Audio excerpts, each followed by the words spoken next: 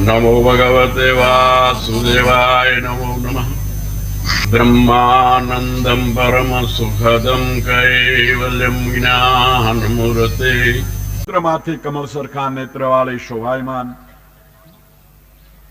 કન્યારૂપ મદિરા ઉત્પન્ન થઈ. એ મદિરાને ભગવાનની સમથેથી તરત દૈત્યોએ લઈ લીધી. તો અત્યારે મદિરા લઈ લઈએ એ કોણ કહેવાય? ભાગવતની માલિકો, શાસ્ત્રોની માલિકો એમ કે છે કે જેને મદિરાને લઈ લીધી એ દૈત્યો હતા. આંબો ફળે પરવાર સે મઉ ફળે પતક હોય. એના રસ જે નર પીએ ને અકલ ક્યાંથી હોય? આંબો ફળે ત્યારે એકદમ પાંદડામાં આંબો રટુર પટુર હોય ને એની માલિકો કેરી લાગે કેટલો બધો સુંદર દેખાય.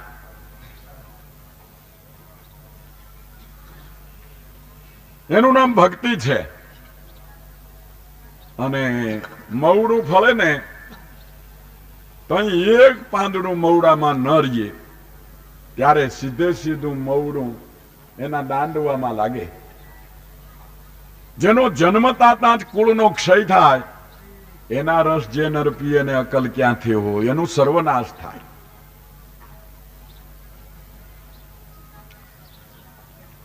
ત્યાર પછી સમુદ્ર મંથન કરતા એવા સમુદ્રમાંથી અત્યંત અદ્ભુત એક પુરુષ નીકળ્યો. એ પુરુષના હાથ લાંબા હતા, કોટ શંખ સરખી હતી, નેત્ર રાતા હતા, વર્ણ શ્યામ હતો, અવસ્થા જુવાન હતી. માલા અને સગળા આભૂષણો પહેર્યા હતા, વસ્ત્ર પીળા હતા, છાતી મોટી હતી, મણીના સ્વચ્છ કુંડળ પહેરેલા હતા, કેશના છેડા સ્નિગ્ધ હતા, વાંકા વળેલા હતા, રૂપ સુંદર હતું, ચાલ સિંહના સરખી હતી, હાથમાં અમૃતથી ભરેલો કળશ ઉપાડ્યો હતો, કંકણ શોભતા હતા. સાક્ષાત વિષ્ણુ ભગવાનના અંશના અંશમાંથી ઉત્પન્ન થયેલ વૈદ્ય શાસ્ત્રના કરતા અને યજ્ઞમાં ભાગ લેનારા એ પુરુષનું નામ ધન્વંતરી હતું. એ પુરુષને તથા અમૃતથી ભરેલા કળશને જોઈ સગળી વસ્તુ લઈ લેવાને ઈચ્છતા દૈત્યો જલ્દી તેના હાથમાંથી કળશ ઝોંટી ગયા. બેના મનમાં પાપ તો ખરું. જો દૈત્યોને એમ કે દેવને નથી પીવા દેવું અને દેવોને એમ કે દૈત્યને નથી પીવા દેવું. પણ જેને પક્ષે ભગવાન છે વિજય તો તેનો જ થાય ને. અમૃતનો કળશ લઈ જતા ખેત પામેલા દેવતાઓ ભગવાનને શરણે ગયા. દેવતાઓની દિનતા જોઈ દાસના મનોરથને પુનનાર ભગવાને કહ્યું કે મુંજાઓમાં દૈત્યોમાં પરસ્પર હું કજ્યો ઉત્પન્ન કરી મારી માયાના બળથી તમારું કામ હું સિદ્ધ કરી આપીશ. પછી અમૃતની તૃષ્ણાવાળા તે દૈત્યોમાં પર પેલા શું થયું? બોલો કે હું પેલા પીવું અને હું અમર બની જાઉં.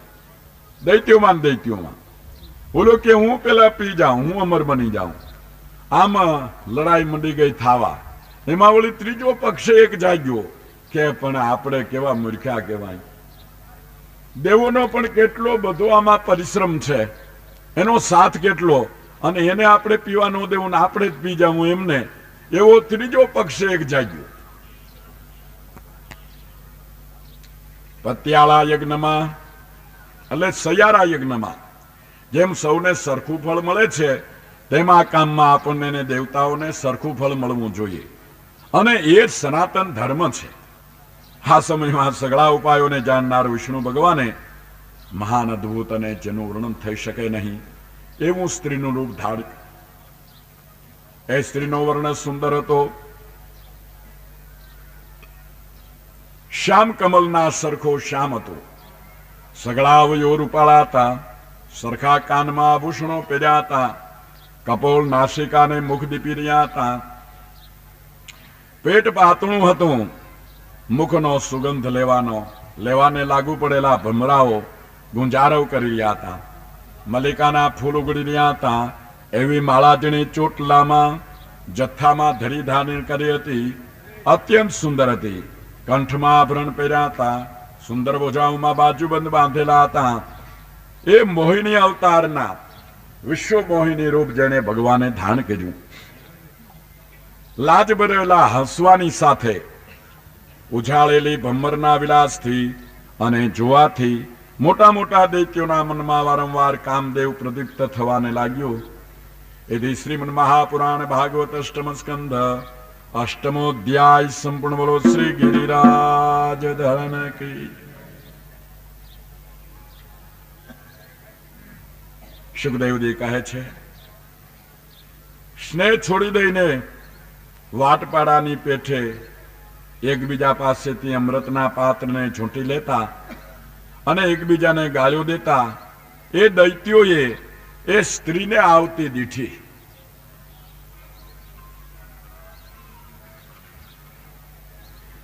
અમૃતનો કળશાની કોઈ યોગ્યો અને બધાનું ધ્યાન પેલી વિશ્વમોહિની સ્ત્રીની માલિકો લાગી ગયું. વઢવાનું મટી ગયું. આનું રૂપ, આની કાંતિ, આની જુવાની તો જુઓ, ભાઈ આશ્ચર્ય છે. એમ બોલતા કામાતુર થયેલા દૈત્યોએ પાસે જઈને તેને પૂછ્યું કે હે સુંદરી, કમલ સરખા નેત્રવાળી, અમારા મનને જાણે મથી નાખતી હોય એવી તું કોણ છો? ક્યાંથી આવી છો? શું કરવા ધારો છો? અને કોની છો? દયાળુ ઈશ્વરે પ્રાણીઓની સગળી ઇન્દ્રિયો અને મનને રાજી રાખવા માટે તને અહીં મોકલી લાગે છે કે તું યદેચ્છાથી આવી નીકળી છે? અમે તો ધારીએ છીએ કે તને ઈશ્વરે જ મોકલી છે. હે માનવાળી, અમે કે જેઓ પરસ્પરના ભાઈઓ છતાં વૈર બાંધીને એક વસ્તુને સારું લડી મરીએ છીએ, તેઓનું તું સમાધાન કરી. અમે સગળા કશ્યપના દીકરા ભાઈઓ છીએ અને અમૃત મંથનમાં પુરુષાર્થ પણ સગળાઓએ કરેલો છે. માટે જેવી રીતે કજિયો ન થાય એમ વાજબી રીતે અમને આ અમૃત વેચી દે. ત્યારે ભગવાન વિશ્વમોહિની રૂપે ભગવાન કહે છે, અરે તમે કશ્યપના પુત્ર થઈ જાય, હું કે જે છીનાર છું તેને શા માટે અનુસરો છો? ડાયો પુરુષ કદી પણ સ્ત્રીઓનો વિશ્વાસ કરે નહીં. એ દૈત્યો, કૂતરા અને છીનાર સ્ત્રીઓ કે જેઓ નવા નવાને શોધ્યા કરે છે, તેઓની સોબત અંતે નભે જ નહીં એમ કહેવાય છે. સુખદેવ કે એ પ્રમાણે તેના હાસ્ય વચનોથી જેઓના મનને વધારે ભરોસો આવ્યો, એવા દૈત્યોએ લાલચથી ગંભીર રીતે હસીને તેના હાથમાં અમૃતનો કલશ મૂકી દીધો. ભગવાનને જે જોતું હતું તે સામેથી આવી ગયું. કળશ હાથમાં આવી ગયો. ભગવાન અમૃતના પાત્રને હાથ કરી મંદ હાસ્યથી શોભથી વાણી બોલ્યા કે આના ઉપરથી આપણે દડો શું બાંધવો ભાઈ? કે અમૃત સમાન ભગવાનની કથા જે આપને દેહથી નહીં પણ આત્માથી પવિત્ર બનાવે છે, સદાને માટે અમર બનાવે છે. તે અમૃતનો કળશ આપણે પડતો મૂકીને જગતના સૌંદર્યમાં, વિષયના સુખોમાં, રૂપરંગની માલિકો ફસાઈ રહ્યા છે. તુલના કરતા અમૃત આપણને હલકું લાગે છે અને વિષયના સુખો રૂપ ભોગો વધારે ઊંચા લાગે છે. ઘણી વખત આપણે કહી છીએ કે ઘણા ભક્તજનો એવી ફરિયાદ કરે છે કે અમારું ધ્યાન લાગતું નથી, અમને કઈ અનુભવ નથી થતો બાપા. ત્યારે હું એમ કહું છું કે ભાઈઓ, આનો પ્રશ્ન તમારે બીજાને પૂછવા જેવો નથી.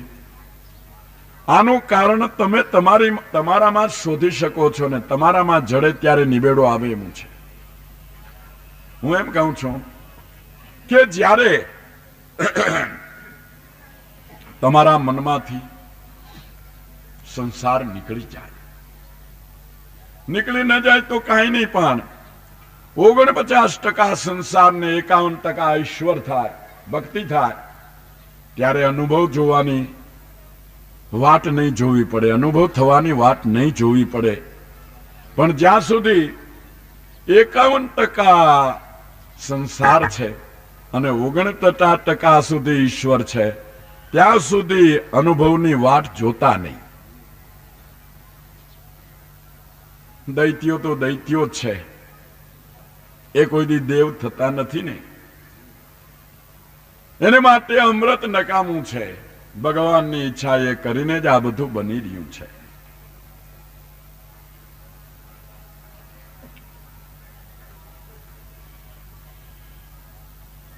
ભગવાને હાથમાં અમૃતનો કુંભ લઈને દૈત્યોની સાથે ઠરાવ કર્યો કે ભાઈ જુઓ, તમે મને આ કામ સોંપ્યું છે, એ મારી ઈચ્છા મુજબ હું કરીશ. આ વાતની તમને કબૂલાત હોય તો હું તમારા કજિયામાં પડું, નકામું નકર મારે વચ્ચે ફસાઈ પડવું શા કામનું. એટલે બધા દૈત્યોએ ઠરાવની હા પાડી કે તમે જેમ કરો એમ અમને કબૂલ છે, પછી શું.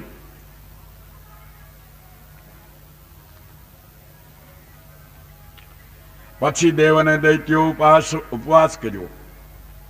શું કીધું કે તમે ઉપવાસ કરો, બધા નાય ધોઈ ભગવાનનું પૂજન કરી અમૃતને યોગ્ય બની અને આ લાઈનમાં ગોઠવાઈ જાઓ.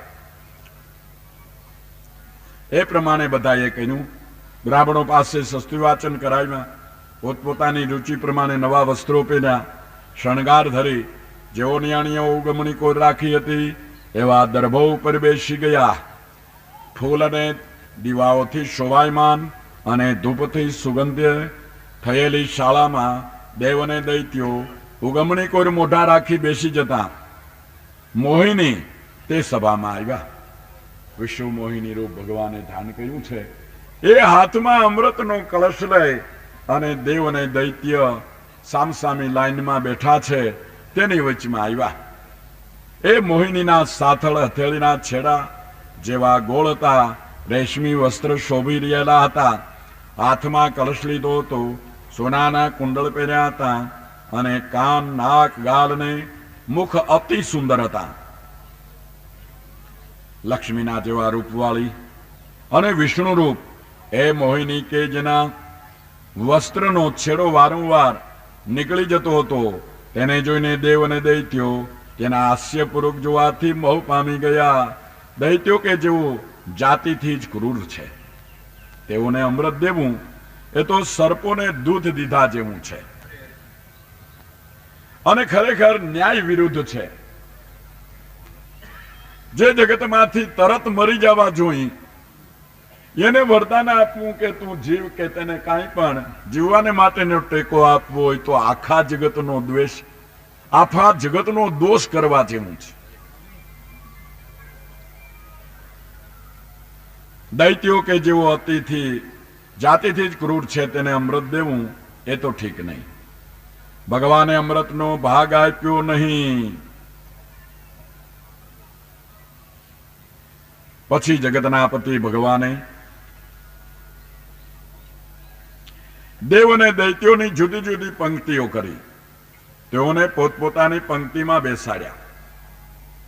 જેના હાથમાં કલશ હતો એવા ભગવાને સ્ત્રી ચરિત્રથી દૈત્યોને ઠગીને દેવતાઓ કે જેઓ દૂર બેઠા હતા તેઓને જ એ જરા તથા મરણને હરનારું અમૃત પાઈ દીધું.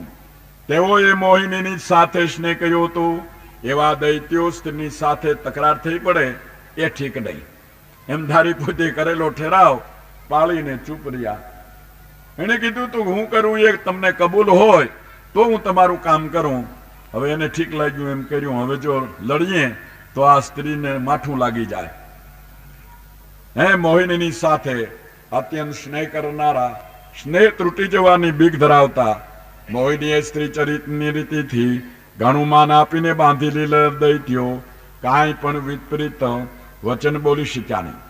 આ સમયમાં દેવનું રૂપ ધરી દેવની સભામાં અને ચંદ્ર સૂર્યની વચ્ચે ઘૂસી ગયેલા રાહુએ અમૃત પી લેતા ચંદ્રમા અને સૂર્યે સૂચના ભગવાનને આપી દીધી, આંગળી ચીંધી દીધી કે આ દેવ નથી. એ સૂચના મળતા ભગવાને હજી એ રાહુ આ અમૃત પીતો જતો તેટલામાં તરત જ સજૈયાના સરખી ધારવાળા ચક્રથી તેનું માથું કાપી નાખ્યું. પછી એ રાહુનું ધડ કે જેમાં અમૃત પહોંચ્યું હતું તે પડી ગયું ને માથું તો અમર થઈ ગયું. તેને બ્રહ્માએ ગ્રહ ઠેરાવેલો છે. રાહુ નામનો ગ્રહ છે. એ વૈર સંભાળીને રાહુ પૂનમ અને અમાસને દિવસે ચંદ્રને સૂર્ય ઉપર દોડે છે.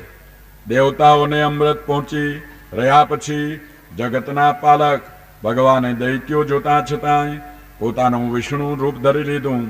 આ પ્રમાણે જો કે અમૃત મંથનના કામમાં દેવ અને દૈત્યોના દેશકાળ પર્વત લતા વગેરે પદાર્થ પરિશ્રમ અને વિચાર સરખા જતા તો પણ ફળ થવામાં ભેદ થયો.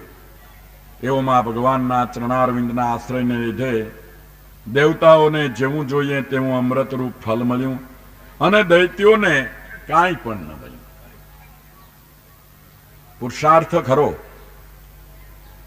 પણ ભગવાનની કૃપા વિના આપણે ગમે તેટલા માથા પછાડીએ પણ તે પુરુષાર્થ ફળ આપી શકતો નથી. ખરેખર આગળ કાલે આપણે એક વાત કરી હતી કે કર્મ જળ છે. કર્મ ફળ આપવાને માટે શક્તિમાન નથી.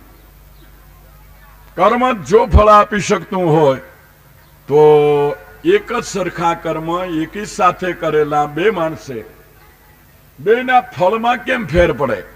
એક સરખી જ ટાઈપનું ને એક સરખા જ ભાવથી ને એક સરખા ટાઈમે એક સરખા માણસે જે કર્મ કર્યું તેનું ફળ તો એક જ સરખું આવવું જોઈએ જો કર્મ ફળ આપી શકતું હોય તો. પણ કર્મ ફળ આપી શકતું નથી. ફળના દાતા તો ઈશ્વર છે. વિભૂતિ યોગની માલિકો શ્રી કૃષ્ણ ભગવાને ગીતાની માલિકો કીધું કે તમે દેવ રૂપે ભજો ત્યાં દેવ રૂપે ફળ આપનાર હું છું. દેવી રૂપે ભજો ત્યાં દેવી રૂપે ફળ આપનાર હું છું. અને છેલ્લે કે ભૂત રૂપે ભજો ને આ ભૂત રૂપે ફળ આપનાર હું જ છું. ચોખ્ખી વાત શ્રી મુખે કબૂલ કરેલી છે. માટે કર્મ જળ છે. મનુષ્ય અવતારે કરીને કર્મ કરવું તે મનુષ્યની ફરજ છે. ફળ આપવું એ તો અંતર્યામીના હાથમાં છે. કર્મ જળ હોય એને ફળ સોંપવા, ફળ કેટલું ને કેવું આપવું એની ક્યાં ખબર જ છે. માટે દેવ અને દૈત્યો બંનેનો પુરુષાર્થ સરખો હોવા છતાં ફળ તો દેવતાઓને જ મળ્યું, દૈત્યોને કંઈ પણ ફળ મળ્યું નહીં. મનુષ્ય ભેદ દ્રષ્ટિ રાખીને દેહ તથા પુત્રાદિકને માટે પ્રાણ, ધન, કર્મ, મન અને વચનથી જે કાંઈ કરે છે તે વ્યર્થ થાય છે. અને અભેદનો નિશ્ચય કરી સર્વને ઈશ્વરરૂપ જાણી દેહ તથા પુત્રાદિકને સારું તે જ પદાર્થોથી જે કાંઈ કરે છે તે મહાફળદાયી થાય છે. કેમ કે મૂળમાં પાણી રેડ્યું હોય તે વૃક્ષના સઘળા અવયવોને કામ લાગે છે.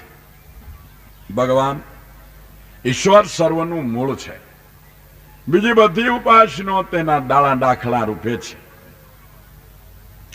એથી શ્રીમદ મહાપુરાણ ભાગવત અષ્ટમ સ્કંદનો 9મો અધ્યાય સંપૂર્ણ. બોલો શ્રી ગિરિરાજ ધન કી જય.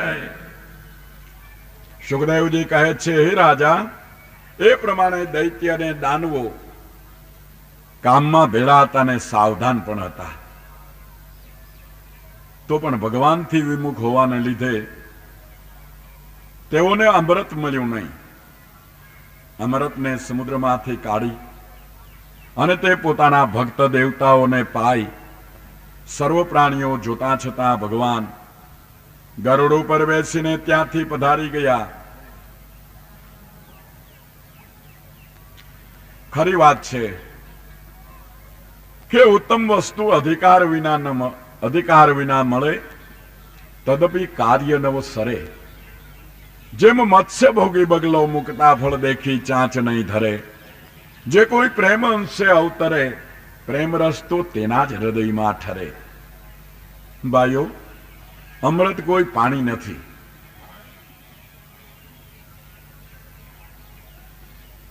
આપણી ચામડાની જીભ એ અમૃતનું પાન કરી શકતી નથી, પણ કાયમને માટે તમારા બ્રહ્મરંધ્રની માલિકોથી અમૃત ટપકે છે. કોઈ સદગુરુને શરણે પહોંચી તાલુ મુદ્રા કરો.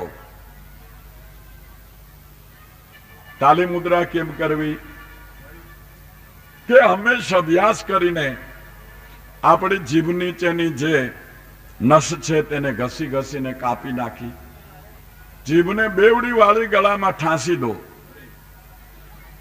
અને એ જીભ ટપકતા અમૃતનું પાન કરે એટલે એવો યોગી અમર બની જાય. ભાઈઓ, આગળ જ આપણે એમ કીધું કે અમૃત કોઈ પાણી નથી અને જીભ એનું પાન કરી શકતી નથી. તો આ તાલુ મુદ્રાનો અર્થ કયો છે? અને આ જીભ પાન એ કરી નથી શકતી, તો આ મર્મ શું છે? આ ભેદ શું છે? કે બ્રહ્મરંધ્ર એટલે આ તાળવાની તુંબડી નહીં. રંધ્ર એટલે કાણું, રંધ્ર એટલે દ્વાર. બ્રહ્મને મળવાનું દ્વાર આપણા ઘટમાં શ્વાસ ને ઉશ્વાસ સ્વરૂપી છે. આ બ્રહ્મને મળવાનો માર્ગ કયો, બારણું કયો કે કાણું કયો છે? એમાં હરદમે દમ અમૃત ટપકી રહ્યું છે એટલે શબ્દ ટંકશાળ પડી રહી છે. જે કોઈ સાધક વૃત્તિનો બહાર ખળબળાટ મૂકીને જો અંતરદ્રષ્ટિ કરે અને આ અજંપા ધ્યાનની માલિકો સુરતી વર્તી એકરૂપ બને તો એ યોગી અમર બને છે. બાકી આ અમૃત આપણે તાલ મુદ્રા નથી કરી તો ટપકે તો ખરું ને? તો આમાં ક્યાંક તો પડતું હોય છે ને. તો જેટલે ઠેકાણે પડે એટલું તો અમર થઈ જવું જોઈએ. પણ બાળવા બેસી તે આટલું નથી બચતું, આટલું નથી બચતું.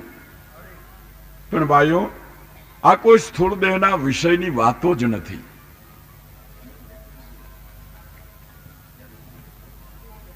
ત્યારે અમૃત પીવાથી વૃદ્ધિ પામેલા અને ભગવાનના ચરણના આશ્રયવાળા દેવતાઓ હથિયારોથી સામી લડાઈ કરવાને માટે આવ્યા કે છે.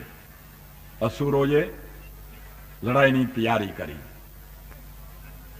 આપણા ઉપર દગો કર્યો અને હવે તો દેવતાઓ અમૃતથી અમર બની ગયા હતા. એ તરત તૈયાર થયા. હે રાજા, ક્ષીર સમુદ્રને કિનારે અત્યંત દારૂણ તુમુલ અને રૂવાડા ઉભા કરે એવું દૈવાસુર નામનો મોટો સંગ્રામ થયો. એ સંગ્રામમાં ક્રોધથી ભરાયેલા શત્રુઓ એકબીજાની સામે આવીને તરવાર, બાણ અને બીજા પણ અનેક પ્રકારના આયુધોથી પરસ્પરને મારવાને લાગ્યા.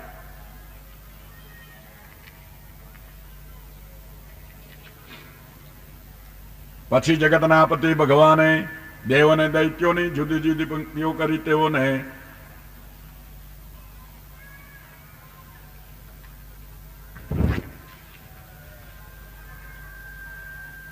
વિચિત્ર ધજાઓ, શ્વેત અને સ્વચ્છ છત્રો, મોટી કિંમતના અને હીરાની દાંડીવાળા મોરપીંછના તથા ચમરના વીંજણાઓ, પવનથી ઉઠતા ઉતરી પાઘડીઓ, તેજવાળા બખ્તરને આભૂષણો, સૂર્યની કિરણોથી બહુ ઝબકતા સ્વચ્છ શસ્ત્રોથી એ મહાવીર દેવદાનવોની સેનાઓ જલજંતુઓની પઠે પંક્તિઓથી જેમ સમુદ્ર શોભે તેમ સામસામી શોભતી હતી.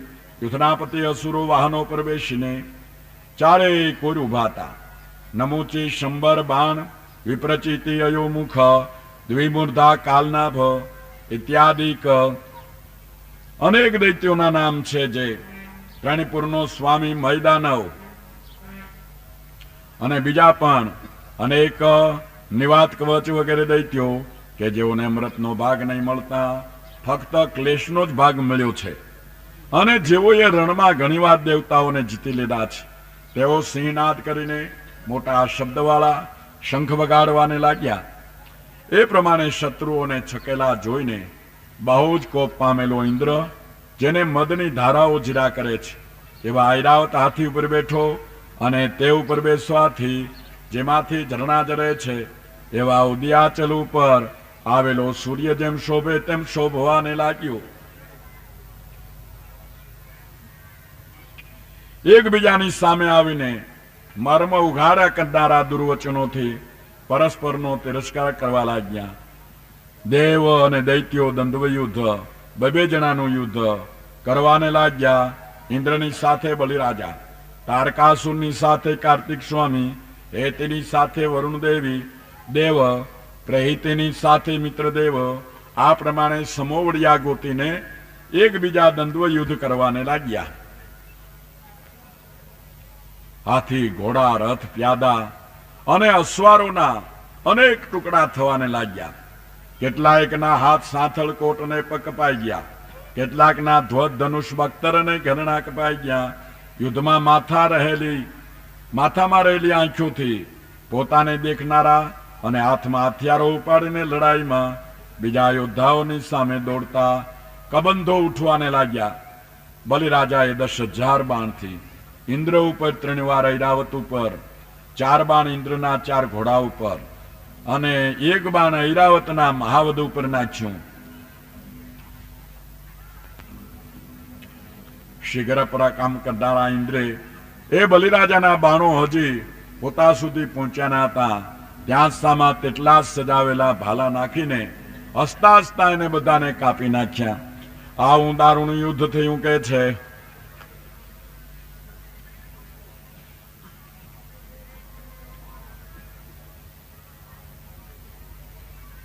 ઇન્દ્રાદિક દેવતાઓએ ધ્યાન કરતા જગતના રક્ષક ભગવાન રણભૂમિમાં પ્રગટ થયા. એ ભગવાન ગરુડજી ઉપર બિરાજતા હતા. પીળા વસ્ત્ર પહેરાતા, નવીન કમલના સરખા નેત્ર હતા. 8 ભુજાઓમાં 8 આયુધો ધારણ કરેલા હતા. એમના શરીરમાં લક્ષ્મી, કૌસ્તુભમણી, અમૂલ્ય કિરીટ અને કુંડળ શોભી રહ્યા હતા.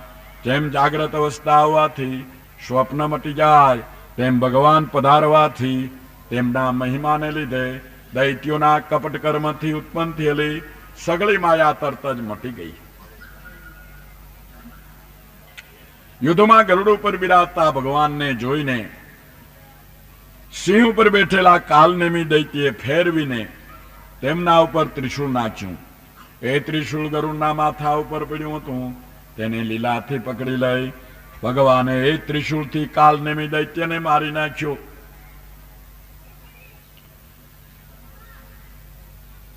દૈત્ય ભગવાનની સામે આવી તીક્ષ્ણ ગદા ગરુડની ઉપર નાખવા માંડી તેટલામાં તેનું માથું પણ ભગવાને ચક્રથી કાપી નાખ્યું. હે સુખદેવજી કહે છે, ભગવાનની મોટી દયાથી જેઓને ચેતના મળી એવા ઇન્દ્રને, વાયુ વગેરે દેવતાઓ જે દૈત્યોએ પ્રથમ પોતાને માર્યા હતા તે દૈત્યોને મારવાને લાગ્યા. પણ કોઈ રીતે દેવતાઓને જીતી શક્યા નહીં. ત્યારે બલિરાજા બોલ્યા કે હવે સંગ્રામ આપણે બંધ કરો. કર્મને કાલ પ્રેર્યા કરે છે એવા સગળા લોકોને કીર્તિ, જય, પરાજય અને મરણ અનુક્રમથી થાય જ છે. હમણાં તેમને દૈવ સહાય છે એટલે આપણું કાંઈ પણ ચાલશે નહીં. સુખદેવજી કહે છે, વીર લોકોને મારનાર બલિરાજાએ ઇન્દ્રને આ પ્રમાણે કહી અને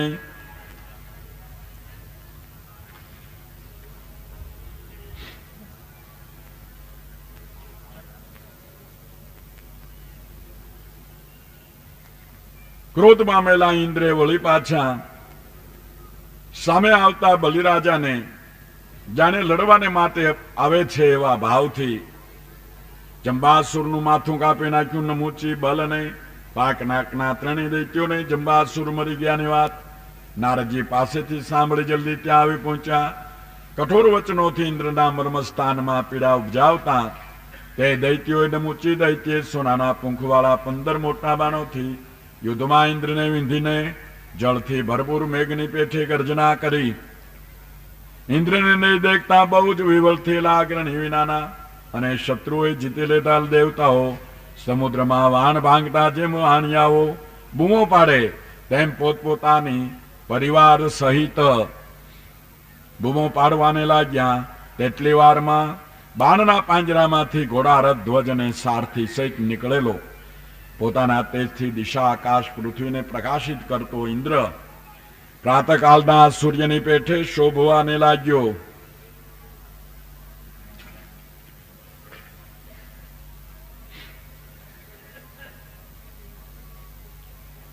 આ દાનવ લીલાથી પણ મારશે નહીં, સુકાથી પણ મરશે નહીં, કેમ કે એવી રીતનું મેં તેમને વરદાન આપ્યું છે. એટલા માટે હે ઇન્દ્ર, આ શત્રુને મારવા સારું તારે બીજો કોઈ ઉપાય વિચારવો નહીં.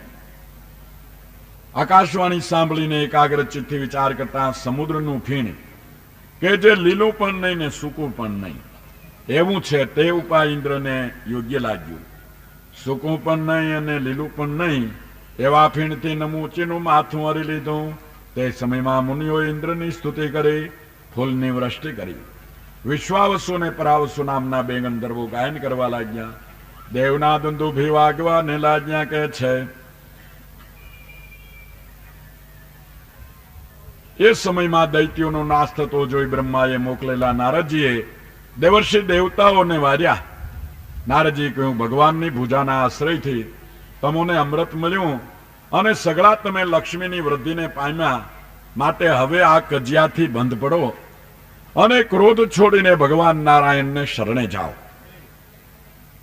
સુખદેવજી કહે છે, અનુચરો જેઓનું ગાયન કરતા હતા એવા દેવતાઓ નારદજીના વચનને માન આપતા ક્રોધના વેગને બંધ કરી સગળા સ્વર્ગમાં ગયા. એ યુદ્ધમાં જે દૈત્યો બચ્યા હતા તેઓ નારદજીની સંમતિથી મોયેલા બલિરાજાને તથા બીજા દૈત્યોને પણ લઈ અસ્તાચલમાં આવ્યા. ત્યાં જેઓના અવયવો અને ગળાના સ્માયમાન હતા એવા દૈત્યોને શુક્રાચાર્યે પોતાની સંજીવની વિદ્યાથી જીવતા કર્યા. શુક્રાચાર્ય સ્પર્શ કરવાથી જેને ઇન્દ્રિયને સ્મરણ પાછા મળ્યા એવો બલિરાજા પોતે લોકની વાસ્તવિક રીતિને જાણનાર હોવાથી પરાજય પામ્યા છતાં પણ ખેદ ન પામ્યો. એથી શ્રીમદ મહાપુરાણ ભાગવતના અષ્ટમ સ્કંદનો 11મો અધ્યાય સંપૂર્ણ. બોલો શ્રી ગિરિરાજ ધરન કી જય, સદગુરુદેવ કી જય, શ્રી કૃષ્ણચંદ્ર દેવ કી જય. હર હર મહાદેવ હર. હવે પછીની કતાર થશે.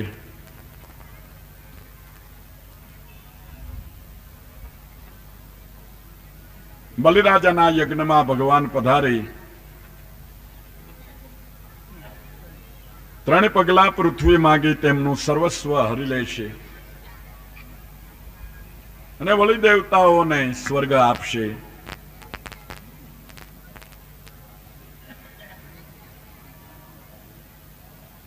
ભગવાનની કથાનો તો કોઈ પાર નથી. કારણ કે જેટલા 18-12 વંશના કદાચ પુત્રો પૃથ્વીની રજ ગણો એ કદાચ ગણી શકાય, પણ ભગવાનના ગુણ કે તેના ગુણાનુવાદો ગણી ન શકાય.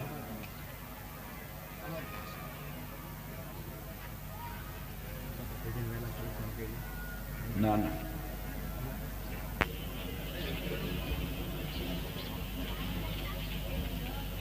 સદગુરુદેવની જય, લાભેશ્વરનાથની જય. બ્રહ્માનંદમ પરમ સુખદમ કેવલમ જ્ઞાનમૂર્તિ દ્વંદ્વાતીતમ ગગન સદૃશમ તત્વમસ્યાદિલક્ષ્યમ એક નિત્યમ વિમલચલમ સર્વધી સાક્ષીભૂતમ ભાવાતીતમ ત્રિગુણરહિતમ સદ્ગુરુમ તમ નમામિ. સંસારવૃક્ષમારૂઢા પતિતમ નરકાર્ણવે એન ધૃતમ જગત્સર્વં તસ્મૈ શ્રી ગુરુવે નમઃ. ગુરુ બ્રહ્મા ગુરુ વિષ્ણુ ગુરુદેવો મહેશ્વર गुरु साक्षात् परब्रह्म तस्मै श्री गुरुवे नमः। अज्ञानतिमिरान्धस्य ज्ञानाञ्जनशलाकया चक्षुर्मिलितं येन तस्मै श्रीगुरुवे नमः। अखण्डमण्डलाकारं व्याप्तं येन चराचरं तत्पदं दर्शितं येन तस्मै श्रीगुरुवे नमः। ज्ञानशक्तिसमारूढं तत्त्वमाला विभूषितं मुक्तिमुक्तिप्रदातारं तस्मै श्रीगुरुवे नमः। चैतन्यं शाश्वतं शान्तं व्योमादितं निरञ्जनं बिन्दुनादकलानित्यं तस्मै श्रीगुरुवे नमः। ध्यानमूलं गुरुमूर्तिः पूजामूलं गुरुपदं मन्त्रमूलं गुरुवाक्यं मोक्षमूलं गुरुकृपा। मुखं करोति वाचालं पङ्गुमलङ्घयते गिरिं यत्कृपातमः वन्दे परमानन्दमाधवं। वसुदेवसुतं देवं कंसचारुण्णमर्दनं देवकी परमानन्दं कृष्णं वन्दे जगद्गुरु। बोलो श्री सद्गुरुदेवनी जय, लाभेश्वरनाथनी जय। ओम नमः पार्वती पतये हर हर महादेव हर।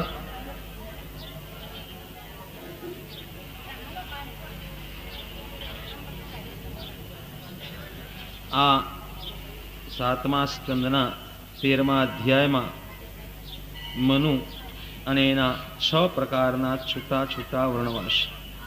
સુખદેવજી વર્ણન કરે છે રાજન. વિવસ્ત અને શ્રાદ્ધદેવ નામના પુત્ર 7મા મનુ કહેવાય છે. આનો વંશ તમે સાંભળો. વિશ્વાકુન ભગ દૃષ્ટ શયાતિ નરસ્યંતના ભાગ દિષ્ટ કરુષ પુરુષ વસુમાન એમ 10 પુત્રો થયા છે. આદિત્ય, વસુ, રુદ્ર, વિશ્વદેવ, મરુત, ગણ, અશ્વની કુમારને પ્રભુદેવ. તેમાં પુરંદર નામના ઇન્દ્ર થયા. કશ્યપ, જમદગ્નિ, ભરદ્વાજ આ સપ્તર્ષિ ઋષિ હતા. અત્રિ, વશિષ્ઠ, વિશ્વામિત્ર, ગૌતમ, જમદગ્નિ, ભરદ્વાજ આ બધા સપ્ત ઋષિઓ. કશ્યપની સ્ત્રી અદિતિના ઉદરથી વામન નામે અવતાર થયો. એમ 7 મન્વંતર સંક્ષેપથી ગયા. હવે ભવિષ્યના મન્વંતરો કહું છું. સંજ્ઞા અને છાયા નામની વિશ્વકર્માની 2 દીકરીઓ સૂર્યની સ્ત્રી છે. ત્રીજી વડવા નામની પણ સ્ત્રી હતી. યમુના અને શ્રાદ્ધદેવ એ 3 મનુ સંજ્ઞાના સંતાન છે. સાવરણી, તપતી, શનીશ્વર એ છાયાના 3 સંતાન છે. બળવાના 2 પુત્રો અશ્વિની કુમાર થયા. 8મા સાવરણી મનુ થશે. નિર્મોક, બિરાજને તેના 10 પુત્રો થશે. સુતપ, સ, વિરજસ અને અમૃત પ્રભ એવે નામે દેવતા થશે. બલિરાજા ઇન્દ્ર થશે. 7મા મન્વંતરમાં 3 પ્રગલા પૃથ્વી આપી હતી ને તે બલિરાજા ભગવાનની કૃપાથી ઇન્દ્રની પદવી છોડીને મોક્ષને પામશે. બલિરાજાને ભગવાને પ્રથમ બાંધ્યો, પછી પ્રસન્ન થઈને સુતલ પાતાળમાં રાખ્યો. ગાલવ, દીપ્તિમાન, પરશુરામ, અશ્વસ્થામા, કૃપાચાર્ય, ઋષશુંગ અને અમારા પિતા વેદવ્યાસ આ સપ્ત ઋષિઓ થશે. હમણાં તે પોતાના આશ્રમમાં બેઠા છે. સરસ્વતીના ઉદરથી સાર્વભૌમ એવા ભગવાન જેનો અવતાર થશે તે પુરંદર ઇન્દ્ર પાસેથી ત્રૈલોક્યનું રાજ હરી અને બલિરાજાને આપશે. વરુણનો દીકરો દક્ષ સાવરણી મનુના નામ 9મો મનુ થશે. એને ભૂતકેતુ અને દીપ્તકેતુ એવા પુત્રો થશે. પાર અને મરીચી ગર્ભ ઇત્યાદિ દેવતા, અગ્નિબાહુ, શુચિ શુદ્ધને, ભાગવાદી સપ્ત ઋષિઓ થશે. આયુષ્માનથી અંબુધારા નામની સ્ત્રીમાં વૃષભ ભગવાનનો અવતાર છે. દસમા મનુ, બ્રહ્મ સાવરણી, ભૂરિદેવ વગેરે 10 પુત્રો છે. અશ્વિમાન, સુક્રતુ, સત્ય, જય અને આ પ્રમાણે શંભુ નામનો ઇન્દ્ર થશે. વિશુચિ નામની સ્ત્રીમાં વિશ્વસેન નામના ભગવાનનો અવતાર થશે અને શંભુની સહાયતા કરશે. 11મા મનુ ધર્મ સાવરણી થશે. તેને સત્ય, ધર્મ વગેરે 10 પુત્રો થશે. વિરંગમ, કામક, કામ, ગમ અને નિર્વાણ રુચિ એ નામના દેવતા થશે. વૈધૃતિ નામનો ઇન્દ્ર થશે. અરુણાદિ સપ્તર્ષિ ઋષિ થશે. વિધુતામાં આર્યકથી ધૂમ્રસેતુ વંશા અવતાર છે. આ પ્રમાણે સુખદેવજી કહે છે કે મનુ અને મનુના પુત્રો ઋષિઓ, ઇન્દ્ર, દેવગણો બધા અજ્ઞાદિ ભગવાન નામના અવતારથી પહેરાઈને જગતના તંત્રને ચલાવે છે. રાજા પૂછે છે કે બ્રહ્મન, મન્વંતરમાં મનુ આદિ જે કર્મનો અધિકાર રહે છે ને તે મને કહો. સુખદેવજી કહે છે કે રાજા, મનુ તથા મનુના પુત્રો ઋષિઓ, ઇન્દ્ર, દેવગણો બધા ઇન્દ્રાદિ ભગવાન નામના અવતારથી પહેરાઈને જગતના તંત્રને ચલાવે છે. 4 યુગના અંતે નાશ પામેલા વેદોને ઋષિઓએ તપથી જોઈ, મનુથી ધર્મ 4 પદથી પૃથ્વીમાં પ્રવર્તમાં કરાવે છે. મનુના પુત્રો ધર્મનું પાલન કરે છે. દેવો યજ્ઞ ભાગને ગ્રહણ કરે છે. ઇન્દ્ર ભગવાનની કૃપાથી દીધેલી સંપત્તિને ભોગવી ત્રિલોકનું પાલન કરવા અને લોકોમાં વર્ષ સનકાદિક સિદ્ધરૂપી ધારણ કરી હરિથી કીધેલું જ્ઞાન કહે છે. યાજ્ઞવલ્કાદિ ઋષિઓ શ્રી હરિ પ્રાપ્તિના કર્મનો ઉપદેશ કરે છે. દત્તાત્રેય આદિ યોગેશ્વર રૂપ ધારણ કરીને યોગ બતાવે છે. મરીચ્યાદિ પ્રજાપતિ રૂપે સૃષ્ટિમાં કર્મમાર કરી બતાવે છે. રાજમૂર્તિ દૃષ્ટોનો નાશ કરે છે. કાલરૂપી સર્વનો સંહાર કરે છે. માયાથી મોહ પામેલા મનુષ્યોને શાસ્ત્રના ઉપદેશ દ્વારા ભગવત રૂપના દર્શન કરાવે છે. આવી રીતે આખા કલ્પના પ્રમાણ મેં તમને કહ્યું, જેમાં 14 મનુ કહેવાયા છે.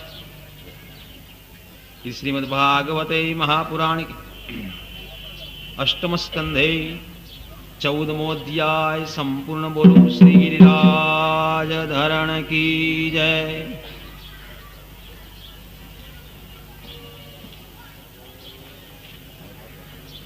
રાજા પૂછે છે, પરીક્ષિત રાજા પૂછે છે કે ઈશ્વરે કૃપણ થઈ બલિરાજાથી 3 ડગલા પૃથ્વી શા માટે યાચના કરી? તેમજ દાન લીધા છતાં નિરપરાધીને શા માટે બાંધ્યો? હે મહારાજ, તે હું સાંભળવાની ઈચ્છા રાખું છું. આ કૌતુક જાણવા ઈચ્છું છું. સુખદેવજી કહે છે કે રાજન,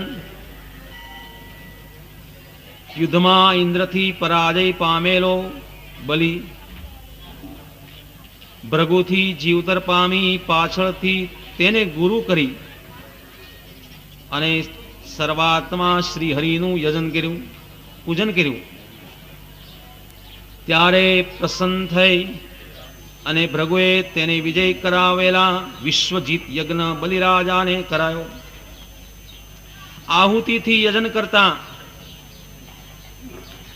અગ્નિમાંથી સોનાથી મઢેલો રથ, ઇન્દ્રના અશ્વ જેવા અશ્વવાળો રથ, સિંહના ચિહ્નવાળી ધજા, દિવ્ય ધનુષ, અક્ષય બાણને ભાથો તથા કવચ પ્રગટ થયા. પ્રહલાદે તેને અમરમાળા અને શુક્રે તેને શંખ આપ્યો. આવી રીતે બ્રાહ્મણ દ્વારા પ્રાપ્ત કરી સુંદર યુદ્ધ સામગ્રી લઈ પ્રદક્ષિણા અને પ્રણામ કરી પ્રહલાદને નમસ્કાર કર્યા. મહારથી બલિરાજા શસ્ત્ર તથા અલંકારને ધારણ કરી ભૃગુથી મળેલા રથમાં બેસી અનેક કુંડમાં રહેલા અગ્નિ જેવો શોભવા લાગ્યો.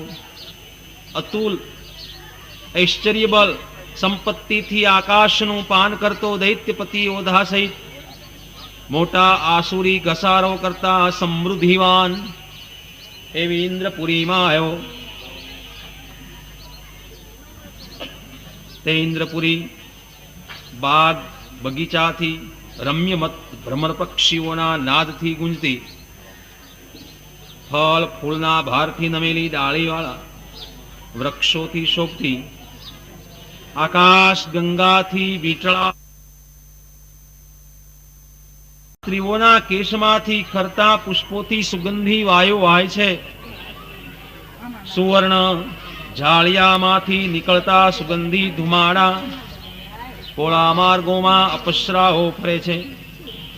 મુક્તામણીના ચંદ્રવા સુવર્ણમણીથી જડેલ ધ્વજાથી યુક્ત મૃદંગ શંખ ઢોલ પખાલના શબ્દોથી નિત્ય ગીતથી મનોહર, જ્યાં જીવદ્રોહી જઈ શકતો નથી તે દેવની રાજધાનીમાં જય સોના વડે ઘેરી લીધી. અને બલિરાજાએ ભૃગુનો આપેલો શંખ વગાડ્યો. આથી સ્ત્રી વર્ગની અંદર ભય ફેલાઈ ગયો.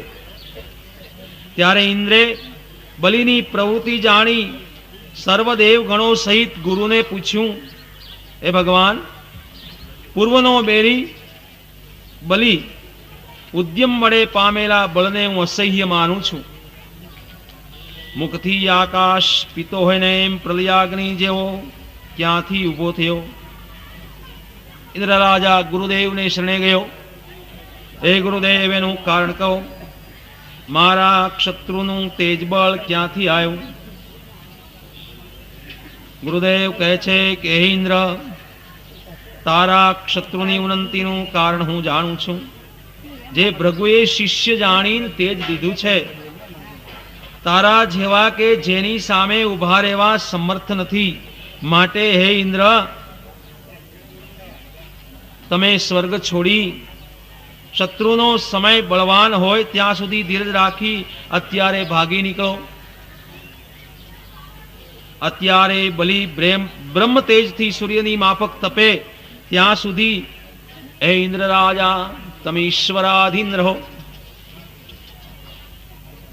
સમય જતા તેના જ અપમાનથી બધું નાશ પામી જશે. એમ ગુરુ સાથે ગુપ્તવાત કરી સ્વર્ગ છોડી અને બલિરાજા ભાગી નીકળ્યો. આ પ્રમાણે ઇન્દ્ર ભાગી નીકળ્યા.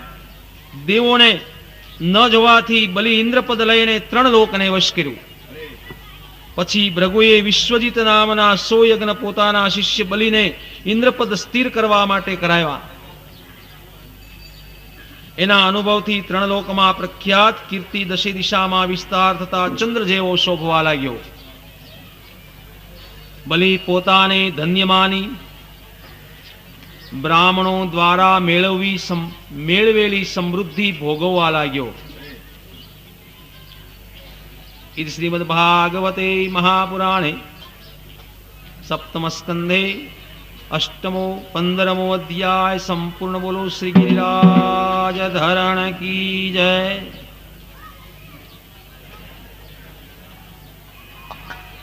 હવે આ 16મા અધ્યાયમાં